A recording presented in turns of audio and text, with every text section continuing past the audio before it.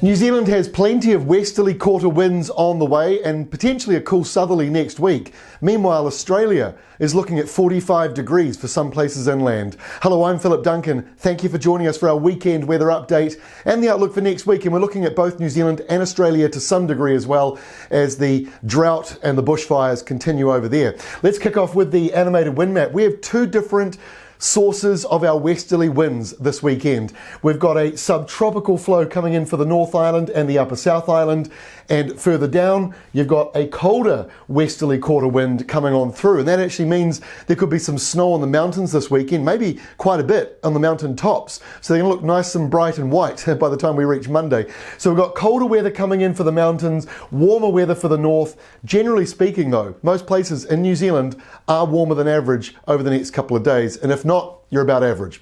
So let's take a look and see what's happening rainfall wise. The next 5 days around New Zealand, huge rainfall totals on the west coast, 250 millimetres at least for some areas along that side. In the North Island, not as wet, although around Mount Taranaki maybe around 45 millimetres potentially, and then further north in the gold and yellow, just 10 or 15 millimetres, and remember that's for the next 5 days. So some of the rainfall totals aren't that great, and in the very east here you might get none. No rain at all. Over in Australia, it is also looking remarkably dry. Check out the tropics. I mean, the tropical part of Australia is pretty much dry. Darwin's got less than 2 millimetres of rain, and almost the entire country is dry. We've got a little bit of rain over on the eastern side, again just a couple of showers. It's really only the very coastal fringes that are potentially getting just 10 millimetres. The only state that's really getting rain is Tasmania, which is caught up in the exact same weather pattern that the South Island's west coast is in. So plenty of western rain down there. So very dry across Australia and also very hot. These maps show temperatures above 40 degrees in red, but if you can just faintly see a little pink strip there, that is also above 45 degrees Celsius. Now the fires of course are on the eastern side, so we're not expecting that heat to get to the eastern side just yet. But in saying that, Eastern Australia is also expected to be warmer than average over the next week or two. So very dry, very warm, very concerning. Over in New Zealand, this is the setup for the start of the weekend. Saturday, high pressure to our north, low pressure still to our south. That's why we're getting that colder airflow coming through that's producing the heavy rain, but also the snow up in the mountains. In the North Island, subtropical winds coming down, mostly dry, a couple of showers though on the western side, and those winds are pretty strong, strong up to maybe gale force through Cook Strait and Wellington. On Sunday, blustery conditions move into the North Island, or the rest of the North Island.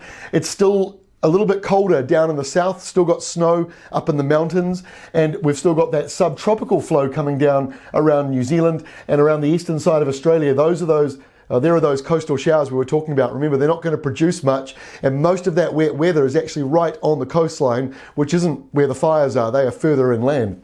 Now, as we get into next week, Monday kicks off a little bit messy. We've got that front falling apart around the North Island while high pressure is trying to push it away at the same time. And the westerlies continue around the South Island, rain and showers pushing in around the western and southern sides. By Tuesday, the westerlies are strengthening, and in fact, they're turning a little bit warmer for the south. That's some good news for you. Warmer weather coming in, the high is still to the north, and you still have subtropical winds for the North Island. So you can see that next week is kicking off fairly warm. But as we get towards the middle of the week, things do change. And on Wednesday, low pressure comes through with a colder southerly change, and that is going to be moving up the South Island.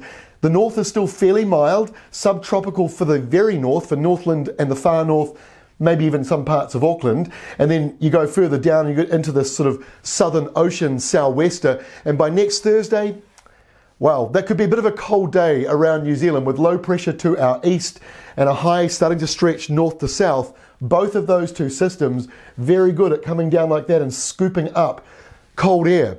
So mark that in your calendars. Maybe next Wednesday, Thursday could be a cold southerly nationwide. It is not 100% locked in, but the modelling has been showing this off and on for the last week. So I think this is looking a little more likely now. A bit of a cold snap coming later next week, and then behind it, we're probably going back to high pressure and then warmer weather into next weekend. That is all from me. Have a great weekend this weekend. It's going to be a little bit windy here and there and a bit showery and wet, especially in the west. We'll see you again on Monday.